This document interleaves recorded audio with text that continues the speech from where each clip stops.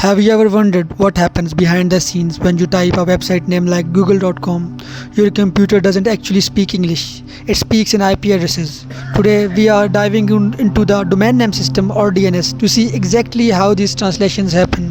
We will be using NSLOOKUP and wireshark to dissect the packets and answer the key questions from our networking lab. To understand the DNS, here we have some tasks which will help you out to understand what DNS is. So for that, let's move toward our task 1, which is run NSLOOKUP to obtain the IP address of a web server in Asia. What is the IP? For that, we have to open the command prompt where we have to type. So after opening the command prompt, here we have to type NSLOOKUP www.artit.asia. So here you can see in the video, here we get the IP address which is 160.121.128.134. As you can see, the answer that we get is non-authoritative answer. For solving the task 1, our task 2 is run NSLOOKUP to determine the authoritative DNS servers for a university in Europe.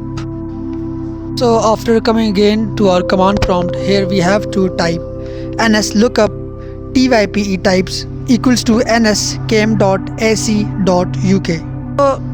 So as you can see, after giving the prompt, the IP address that we got is 163.121.128.134. As here you can see, the answer is again non-authoritative answer. Completing our task 2, we will move toward our task 3, which is run NSLOOKUP so that one of the DNS servers obtained in question 2 is queried for the mail servers for Yahoo Mail. What is its IP address? Again, as you can see, we come to command prompt where we will type that NSLOOKUP mail.yahoo.com cam.ac.uk.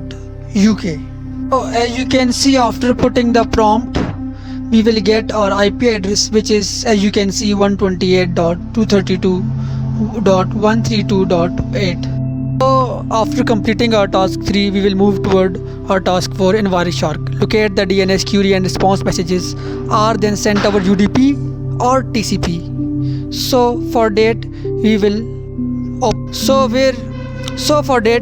wireshark and we will put the filter of IP, which is 2.7.76.6. So here you can see, after putting the filter, we will get the DNS. So after putting up the filter, as you can see, our protocol is open. So here our main concern is DNS.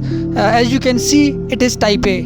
So as you can see, our main question was which protocol we are using, UDP or TCP. As you can see in the query, UDP is used. And now if you can see the response, there is also the protocol UDP is also used. Now task number 5, which is what is the destination port for the DNS query message, what is the source port of DNS response message.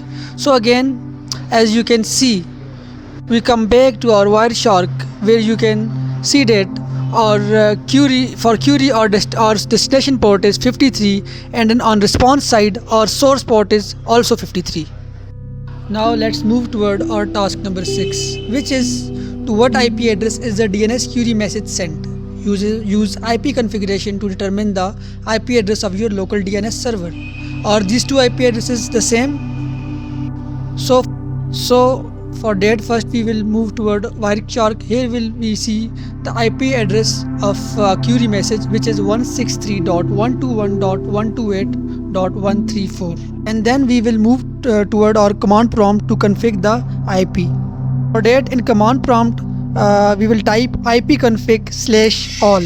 So here, after putting the prompt, you can see the both IP addresses are same. After solving the problem number 6, our task 7 is examine the DNS query message. What type of DNS query is it? Does the query message contains any answers? Now for that, we have to open our wireshark. Here you can see in the wireshark the domain name system query is we have. So in sub queries, here you can see we have type A, so and our answer is 0. And after solving our task 7, we will move toward our task 8, which is examine the DNS response message. How many answers are provided? What do each of these answers contain? So for that, we will again move back to wireshark. Here we have two answers, which are 104.16.44.99 and second one is 104.16.45.99. With the completion of question number 8, this is the end of our video tutorial.